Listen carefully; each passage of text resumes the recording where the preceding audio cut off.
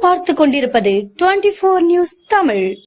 கொடைக்கானல் மலைப்பகுதியில் சாலையில் பூத்துக் குலுங்கும் ஜக்ரண்டா மலர்கள் சுற்றுலா பயணிகளை கவர்ந்து வருகிறது. கோடைக்காலம் வரவிருப்பதை அறிவிக்கும் வகையில் கொடைக்கானல் மலைப்பகுதிகளில் ஜக்ரண்டா மலர்கள் பூத்து குலுங்க துவங்கியுள்ளன.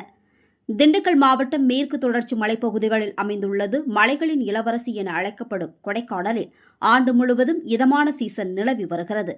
மேலும் கொடைக்கானலில் காலநிலைக்கு ஏற்ப பல்வேறு வகையிலான மலர்கள் பூத்து குலுங்குகின்றன. தமிழகம் மட்டுமின்றி கேரளா, ஆந்திரா, தெலுங்கானா, கர்நாடகா உள்ளிட்ட வெளி மாநிலங்களில் இருந்தும் வெளிநாடுகளில் இருந்தும் தினந்தோறும் சுற்றுலா பயணிகள் கொடைக்கானலுக்கு வருகை தருகின்றனர்.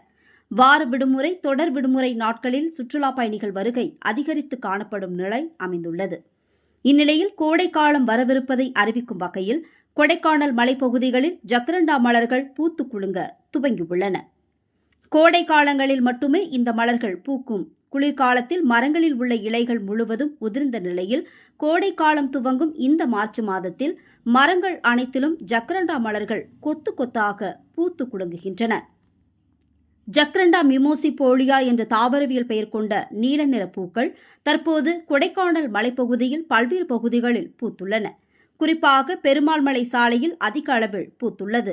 இந்த ஜபெரண்டா மலர்கள் மரங்களில் மட்டுமே பூக்கக்கூடிய வகையைச் சேர்ந்தது.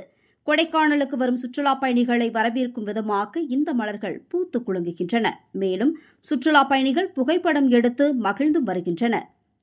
24 நியூஸ் தமிழ் செய்திகளுக்காக திண்டுக்கல் மாவட்ட செய்தியாளர் ஆஷிக் அலி.